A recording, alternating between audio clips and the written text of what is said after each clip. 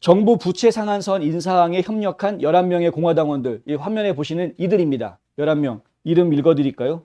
미치 매코넬, 존 튠, 존 커린, 리사 머커스키, 셜리 무어 카피토, 리처드 셜비, 롭 포트먼, 수전 콜린스, 존 바라소, 마이크 라운즈, 로이 블런트.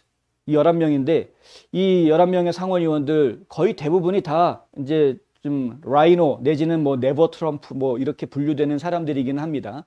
그런데 흥미로운 것은 지금 화면에 보시는 것처럼 61 찬성 38 반대 해가지고 필리버스터를 일단 다운하자. 그러니까 이 부채 상한 한도, 부채 한도에 대해서 이것을 조정하는 거에 대한 필리버스터 토론을 종료하자라는 것에 대해서 투표한 겁니다. 그때는 이 11명이 도와줘가지고 61대 38로 통과시켜서 필리버스터를 없애버립니다. 그러면은 민주당 50명이 똘똘 뭉치면 자기네 마음대로 통과시킬 수 있는 상황이 되는 것이죠. 알면서 일부러 그렇게 해준 겁니다.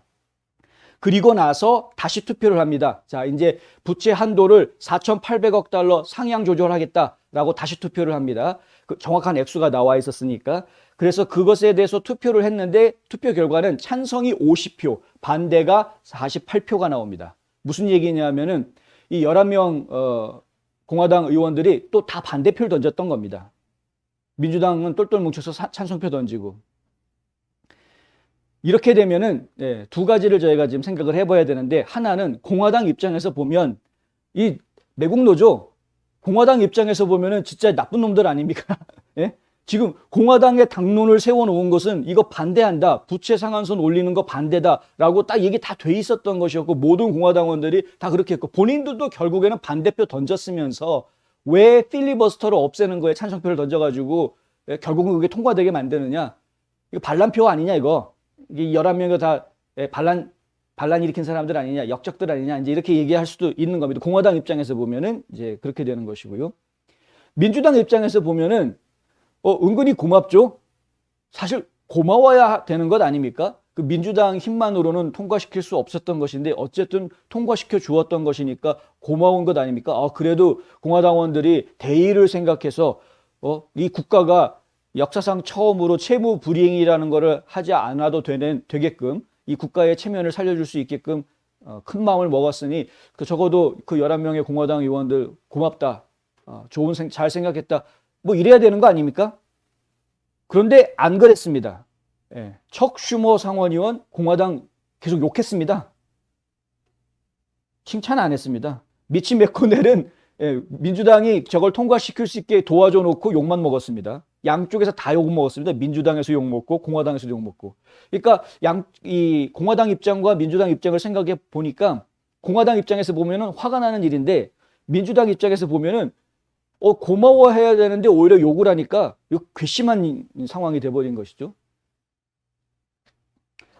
미치 매코넬이 부채 한도를 일단 일정액으로 고정을 해서 단기간만 일단은 인상을 시켜주자. 그리고 진짜 인상할지 말지 그것에 대해서는 좀 더 시간을 가지고 토론을 하자라는 아이디어를 냈었죠. 그 아이디어를 내놓자마자 민주당에서는 엄청나게 반발했습니다. 네가 헤게모니 지구서는 다 끌고 가려고 하는 거냐라고 굉장히 반대를 한 겁니다. 게임하고 있다라는 지적도 나왔습니다. 이 지적은 공화당 안에서도 나왔습니다. 지금 미치 매코넬은 정치 게임을 하고 있다. 파워 게임을 하고 있는 거죠. 파워 게임을.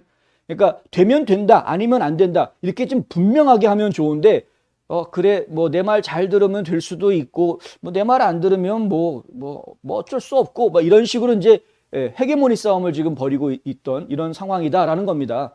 사실 정치인들이 이런 수싸움들을 많이 하기는 하지만 이거 지금 해야 될 상황이지. 지금 상황 자체가 과연 이걸 지금 해야 될 상황이었느냐, 이런 이야기들이 좀 나올 수가 있는 것이고요.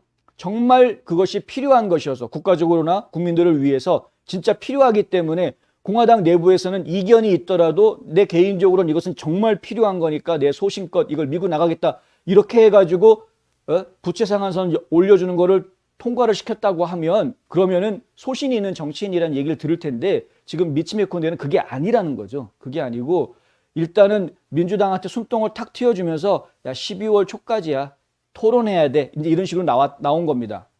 매코넬 머릿속에서는 그것이 좋은 방법이라고 생각했던 겁니다. 그런 식으로 내가 민주당 니들 마음대로만 자꾸 그렇게 하려고 그러지 말고 어차피 우리가 도와줘야 니들이 뭘 할 수 있는 것 아니니? 그러니까 내가 이렇게 손 내밀 때 내 손 잡아주고 협상을 좀 하라, 협상을. 뭐 이런 식으로 지금 이제 민주당 의원들을 설득시키려고 하고 좀 통제하려고 하는 그런 모습을 보여줬던 행동이었던 것 같습니다. 맥코넬 머릿속에서는 이제 그런 식으로 생각했던 것 같은데, 안타깝게도 아까 좀 전에 말씀드렸던 대로 공화당의 반응도 그리고 민주당의 반응도 맥코넬은 어째 미친놈 아니냐 이런 반응입니다. 지금 반응이. 그러니까 정치적인 수를 쓰려고 하는 것 자체가 지금 먹히는 세상이 아닙니다. 이게 지금 탄탄하고 기조가 튼튼한 상황에서는 정치적인 수라는 것이 어떤 타협을 위한 기막힌 아이디어 이런 것들로 이해가 될 수 있지만, 하지만 지금 상황에서는 정치적인 수 가지고 이야기하는 것 해서는 안 될 때고, 지금으로서는 오히려 확고한 바닥이 튼튼한 그런 명분을 이야기할 수 있어야 하는 때입니다. 그래서 사람들의 마음을 진짜로 흔들어야죠. 지금 조만친 의원은 사실 그런 쪽으로 지금 움직이고 있는 겁니다. 조만친 의원 같은 경우에는 아무리 내가 민주당이지만 지금 이것은 명분을 잃는 작업이다, 이런 식으로 하는 것은 명분을 잃는다, 이렇게 이야기하는 것이죠. 갑자기 이제 한국 얘기를 여기다 연결하는 게 적합한지는 잘 모르겠습니다만은, 얼마 전에 조선일보에서 김동연 전 부총리하고 인터뷰하는 것을 보았는데요. 근데 이제 김동연 전 부총리 같은 경우에 그런 얘기를 하더라고요. 뭐냐면 지금의 민주당, 한국 얘기입니다. 더불어민주당은 진보 정당이 아니다. 그건 진짜 진보가 아니다. 지금 국민의힘, 그거는 진짜 보수당이 아니다. 그러니까 한국에는 지금 진짜 진보당도 없고 진짜 보수당도 없다. 네? 그런 이야기를 하는 인터뷰하는 걸 보았는데, 그 말 자체는 상당히 공감이 가죠. 이게 지금 미국의 상황도 좀 얼추 비슷해져 가고 있는 것이 아니냐라는 우려를 자꾸 낳게 하는 겁니다. 저희가 잘 생각해야 되는데, 지금의 미국의 민주당은 진보당이 아닙니다. 이미 그걸 벗어났습니다.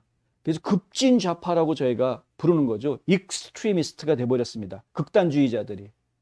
근데 그나마 그 안에서 중도의 목소리를 내는 사람들이 있는 것이고요. 우리가 언제부터 공산주의자였냐? 우리는 그냥 진보 정치인들이었지 우리가 공산주의자는 아니지 않았느냐, 이렇게 이야기하는 사람들이 지금 있는 겁니다. 민주당 안에.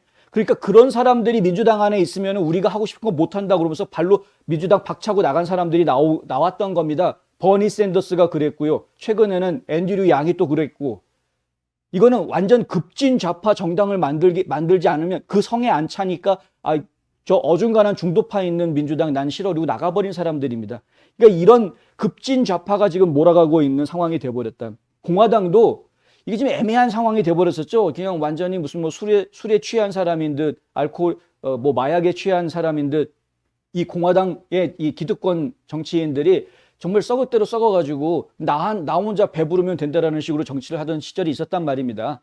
근데 트럼프 대통령이 나타나서 그걸 다 깼던 것 아닙니까? 그걸 또 국민들이 환호해 주었던 것이고요. 지금은 그 환호와 지지가, 국민들의 지지가 훨씬 더 커져 있는 상황인 것이고, 도저히 안 되겠으니까. 그러니까 지금 공화당도 개혁을 해야 되겠다. 민주당도 뭐합니까? 민주당도 사실은 그 안에서 누군가가 이렇게 개혁을 해야 되는데 지금 그걸 못하고 있는 겁니다. 공화당은 그래도 트럼프가 나타나서 그런 개혁을 지금 하고 있는 그런 상황인 것이고요. 그러니까 언젠가부터 갑자기 공화당이 기조가 바뀌었죠. 노동자를 위한 당, 농민을 위한 당으로 바뀌었습니다. 공화당인 모습이. 트럼프 대통령이 와가지고 그런 개혁을 만들어냈기 때문에 이 마가 운동을 하면서 결국은 이 공화당은 미국의 노동자들을 위한 당으로 변신해버렸다. 근데 지금 이 민주당은 상황이 어떠냐? 과거에 노동자들의 당이라고 주장을 했던 이 민주당의 모습은 지금은 완전히 일부 엘리트 정치인들이 왕으로 군림하는 세상을 만드는, 이런 독재 세상을 만드는 그런 방향으로 지금 전국을 다 몰고 나가고 있는 모습만 보여주고 있다. 하다못해 백신을 맞아라, 마스크를 써라, 너는 실내에 들어가지 마, 너는 들어와도 돼, 너는 말 잘 들으니까 들어와, 너는 말 안 들으니까 들어오면 안 돼, 이런 식으로 법을 다 만들어서 해놓고 자기네들이 모여가지고서는 자기네들끼리는 아무것도 지키지 않고 마스크 벗어, 괜찮아, 자 우리끼리 먹고 마시고 놀고 신나게 놀고 이제를 하고 있는 게 지금 민주당의 모습이다. 저희가 너무 많이 보고 있지 않습니까? 이런 모습들을. 저들은 권력자로서의 특권을 누리면서 떵떵거리면서 지배자로서 살려고 하는 모습을 보이고 있기 때문에 우리가 지금 현재 민주당 정권 급진 좌파 정권은 잘못돼도 한참 잘못됐다라고 지금 비판하고 있는 것이죠. 그리고 트럼프 대통령은 모든 권력을 다시 국민들한테 돌려주겠다라는 기치를 내걸고 실제로 이런 민주당 안에서의 기득권 세력들을 타파해 나가려는 공화당 안에 기득권 세력을 타파해 나가려는 그런 개혁 운동을 지금 진행을 하고 있고, 이것이 마치 풀뿌리 개혁 운동처럼 되어서 지금 전국적으로 수많은 일반 시민들이 자발적으로 나서서 지금 마가 운동에 참여하고 있는 것 아닙니까? 그래서 2022년에는 공화당이 이길 것이다 라는 이제 예상들이 계속 나오는 상황까지 지금 와 있는 것이고요. 작년에 있었던 부정선거 문제도 반드시 좀 짚고 넘어가자라는 것이 범국민적인 운동으로 좀 확산되어져 가고 있는 그런 상황이고, 심지어는 민주당 주지사가 있는 미시간주까지도 포렌식 감사 전역에서 포렌식 감사해야 된다라는 캠페인이 벌어질 정도로 이제 일이 확산되고 있다. 잘 봐야 됩니다. 근데 이런 상황에서 정작 기득권층이라고 이야기할 수 있는 이 기성 정치인들은 한심하기 짝이 없는 정치 노름을 하고 있다 지금. 마조리 테일러 하원 의원, 조지아주의 연방 하원 의원이죠. 오늘 트위터에다가 이런 말을 썼습니다. 맥코넬은 2023년에 리더가 되지 못할 것이다. 그는 더 이상 우리의 리더가 아닐 것이다. 2023년에는 2022년 상원 선거에서 떨어질 거란 얘기로 들립니다. 뭐 잘 모르겠습니다. 하여튼 원래 미치 맥코넬은 2022년 선거에는 안 나오죠. 이제 6년 임기가 지금 보장이 돼 있으니까 안 나오는데, 하여튼 지금 공화당 안에서 이런 과거에 잘못된 이 리더들은 전부 다 제거해 버리는 그런 움직임들도 함께 진행이 될 것이다. 내년에 2022년 중간 선거에서 상당히 많은 수의 공화당 의원들이 새로 의회에 이제 등원하는 일들이 벌어지게 될 텐데요. 그렇게 되면 마가 정책을 따르고 지지하는 의원들이 더 힘을 얻게 되면서 자연스럽게 지도부의 구성도 변화가 있을 가능성이 상당히 있다. 특히 상원 지도부의 구성에 변화가 있어야 한다. 지금 하원은 그래도 케빈 메카티 하원 원내대표가 마가 정책에 상당히 동조하고 있고 잘 이끌어가고 있는 편입니다. 근데 지금 상원이 지금 문제여서 이제 이런 얘기 안 할 수가 없는 거죠.